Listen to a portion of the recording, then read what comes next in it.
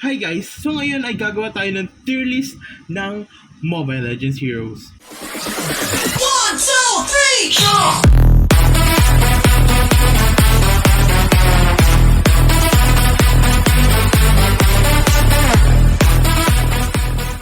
Kung hindi nyo alam, dati ako naglalaro ng Mobile Legends. So,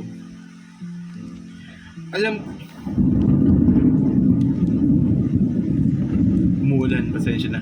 So, medyo kilala ko yung mga hero. Umpisa natin. Kay Kung Fu Panda. Maganda siyang tank. Naging meta na siya dati pa. Pero ewan ko kung ginagamit pa rin siya ng maraming tao. So, ilalagay ko siya sa B. Wait, walang B ah.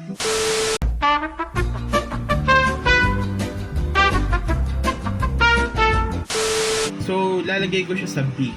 Next natin, Aldous. It's either S or A. S natin. Mamaya baka bumaba siya, so wait lang tayo. Next natin is si Alice. Alice the Wonderland. Yun ba yun? Isa siyang mage. So, pasensya na. Alpha. Lagyan natin siya sa S. S tayo. Grabe, ang lakas ng ulan porket nagre-record na ako. Bad trip. Alucard. A. Di ko alam kung naririnig nyo ako o ulan na. Angela. Ito ang mga nakakainis na user eh. Di dahil sa hero ah. Dahil yung mga gumagamit, magtsuwa. So, E. Next tayo is si Argus. Isa na namang S. Napakadaling gamitin. Napakadaling masterin. Next tayo, Atlas. Lagyan natin siya sa A. Medyo okay naman yung A. Next, Aurora. Masasabi kong sabihin na natin taas siya ng D dahil kapag nakakalaban kami ng Aurora, napakalakas. Pagkakampi na namin, napakahina. Badang. Si Tito Badang. Ano kaya? Lagyan natin siya sa B. Maganda nga yung skills niya pero mabilis siyang counterin. Next tayo, Balmond. S. Oo, alam ko, isa siya sa mga unang mga hero. Pero, lagi siya nagiging meta eh. Lagay natin siya sa S. Bane. A siya. Above ng Atlas.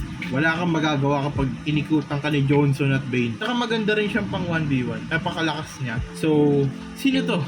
Beleric ba to? Hindi ko alam kung sino to pero nagamit ko na to. So, yan yung may dinosaur eh. Ewan ko ba? D.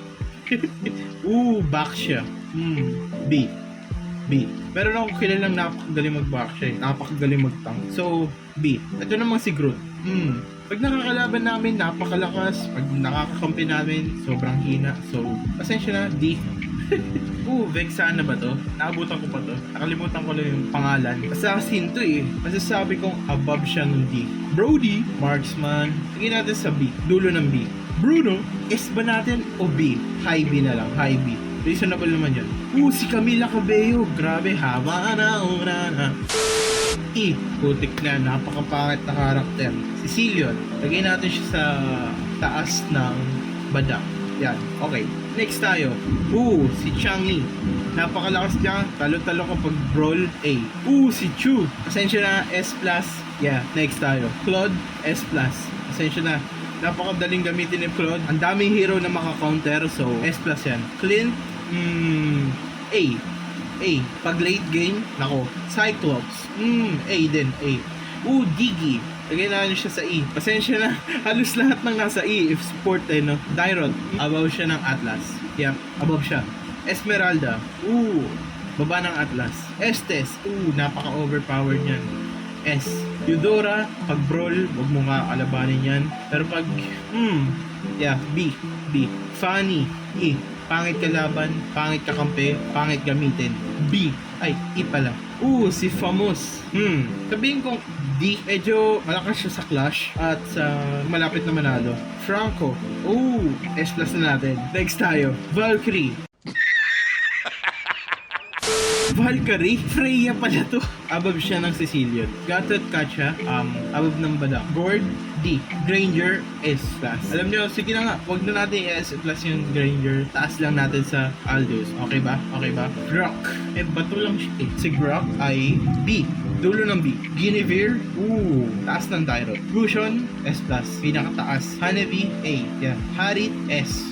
Yeah. Harley, A. Hayabusa, ewan ko. Lagay na lang natin siya sa taas ng Freya. Helker, D. Ayoko sa kanya talaga. Hilda, alam nyo, underrated si Hilda. So, lagay natin siya sa above ng Harley. So, eto na ang final standing natin, no? So ayun nga no, so ayun, doon na nagtatapos ang video na to. Comment na lang kayo kung gusto nyo pa ng ganitong klase ng video. Yeah, thumbs up nyo lang. Anyways, gawin nyo lang mga gandang bagay. Alam nyo na yun. At see you when I see you. Peace!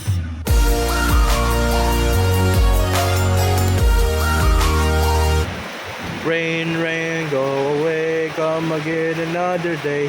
Rain, rain, go. Ay, parang, meron na rin sindabu. Bobo ko.